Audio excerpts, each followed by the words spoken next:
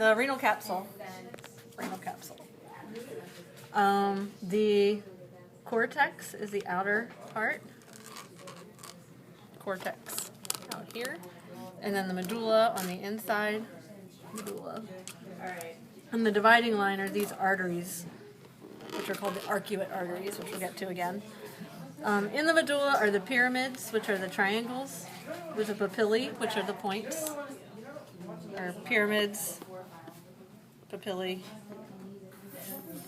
The papillae lead to a minor calyx, so all these little skinny tubes are the minor calyces. There's a minor calyx, there's one, here's one sticking out. So all these little minor calyces, and then they fuse to form a major calyx, another major calyx, major calyx, major calyx.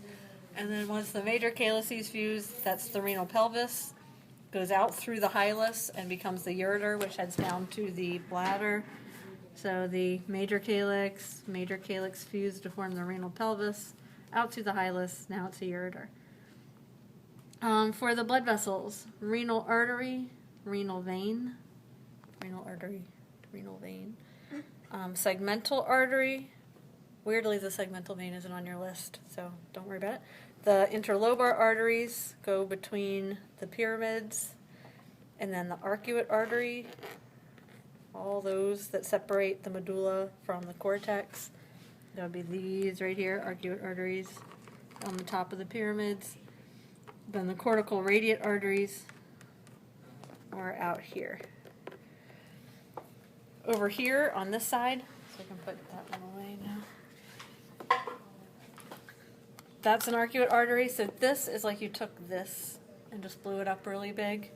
So the arcuate artery, arcuate vein, cortical radiate artery, cortical radiate vein. All these little red balls are the glomeruli. Here's a glomerulus really big. And you can see the Bowman's capsule around it on this one, with an afferent arteriole going in, efferent arteriole going out, proximal convoluted tubule leading into the nephron, glomerulus, afferent arteriole, efferent arteriole, Bowman's capsule, proximal convoluted tubule. These cells are the juxtaglomerular apparatus. The juxtaglomerular cells are in the afferent arteriole. The macula densa are in the distal convoluted tubule, and together they're the apparatus. So I might point at them, or I might say, use a question and say, what are the two cells that are part of the juxtaglomerular apparatus, or something like that.